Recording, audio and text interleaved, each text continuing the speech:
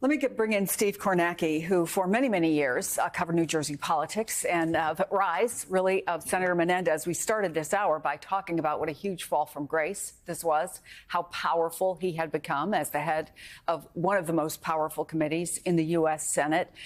Was it 6 years ago? Then he was tried before.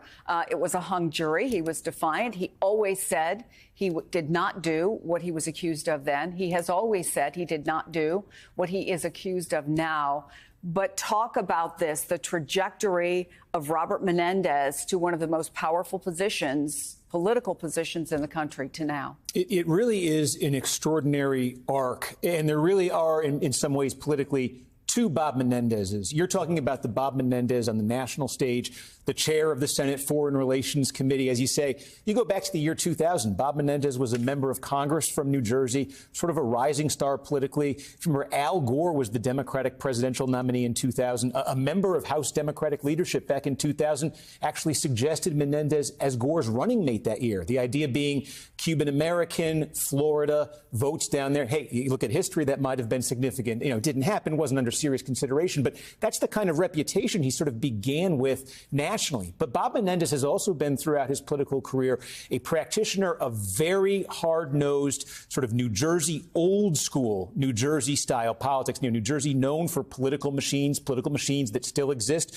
Bob Menendez is the product of a political machine in New Jersey, one of the most powerful Democratic machines in the country. That's the Hudson County Democratic Organization. You know, he's from Union City, you know, Hoboken, Jersey City. We're talking about that part of New Jersey, right across the river from Manhattan. And Bob Menendez ran the Hudson County Democratic Organization, essentially, for years, even as a member of Congress. My first memories as a reporter, we're going back more than 20 years ago, with Bob Menendez, a member of Congress, dealing with weighty issues then, like the war in Iraq, as I said, the 2000 election, floated as a vice presidential nominee, dealing with a political war with the mayor of Jersey City. And it had to do with who the county executive in Hudson County was. And this was an outright political war. The first call as a reporter that I remember this, that I ever received on my cell phone from a member of Congress, you know, I'm 22 years old at the time, was from Bob Menendez. And Bob Menendez was irate because he did not like the story I wrote about the mayor of Jersey City and the Hudson County executive. So this was a man very much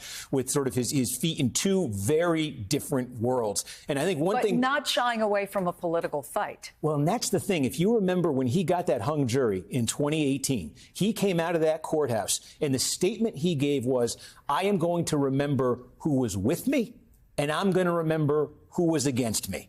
And that is Bob Menendez. That's the New Jersey Bob Menendez in a nutshell. And one of the things I think people have found so hard to believe in New Jersey is that he caught the break of a lifetime in 2018. He got indicted by the feds. He got tried. He got a hung jury. And then he got reelected to the United States Senate that same year.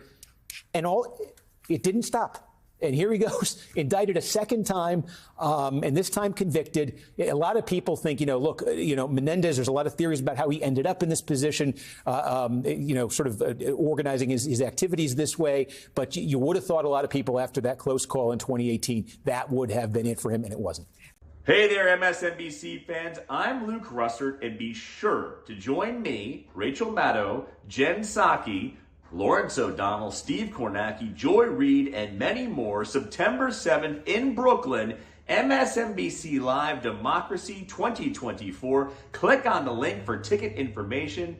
We will see you there.